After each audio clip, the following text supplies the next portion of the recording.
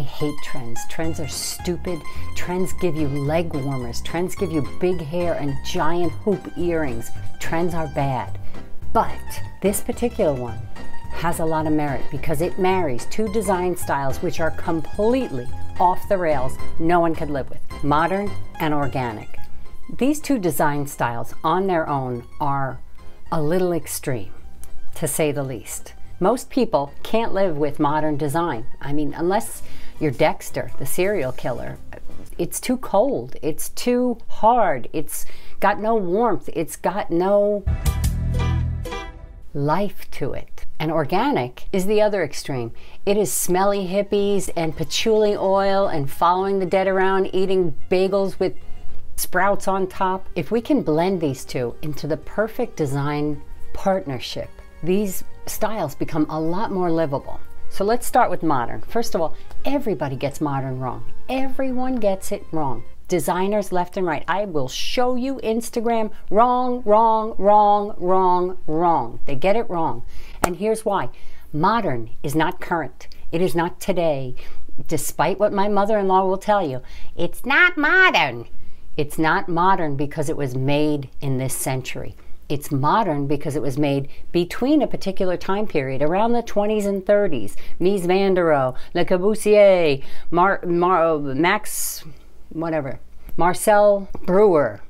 Modern design is cold. It's hard. It is concrete. It is man-made materials. It's big windows, no adornment, minimalism. It is gray and black and leather with pops of outrageous color like the marshmallow sofa.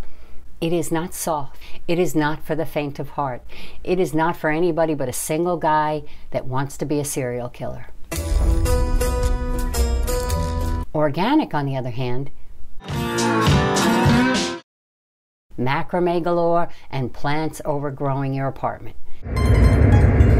So if we can take the best parts of both of those and blend them, the modern design period, organic sentiments, and combine them, we get a very livable design, a very comfortable, warm, inviting place to live.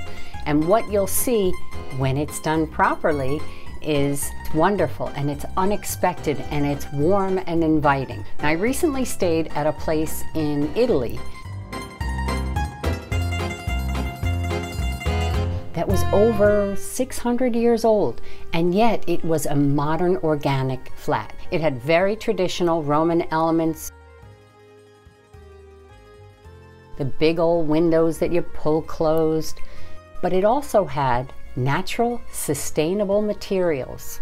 Modern design like a tulip table, flat front cabinets, and clean lines for the bathroom. The reason this apartment did an organic style so well is because it did that within a traditional shell. And this is hard to do with traditional molding, a plate rail. Within the traditional framework, there were wood accents, locally sourced marble.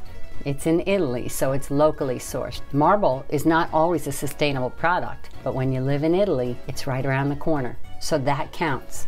Now, it doesn't count in modern design when they're pulling Brazilian teak wood or exotic woods into framework. It had soft colors, it had plants, it had quirky details, which you get a lot of in the organic design. This design style works so well for our lifestyles now because it incorporates minimalism from the modern aesthetic and clean lines and using materials that hold up with a softness and texture and hues of color from nature and aliveness with plants, because you get no life in a modern house. Now, despite what most designers will throw out there with some arch curved doorways, soft white on all the walls, and a lot of brown furniture, that's really a lazy way to do it. Modern organic design doesn't have to be brown, brown, and more brown. The reason I love organic modern design is because it incorporates the best of both worlds. It takes all of the good things about the modern design period, and it incorporates that with the softness and texture and life and asymmetry. We all fight against asymmetry and gives us a sense of whimsy and quirkiness. And modern design needs to take that edge off. It's a little uptight. The organic blend is the perfect way to introduce nature with woods, with natural materials that are sourced locally. We want to be sustainable if you want to be organic. You want to keep it clean. Pieces should have a function. They should be beautiful, but they should also be used. In this apartment, they reused wine boxes for storage, wicker baskets for decoration.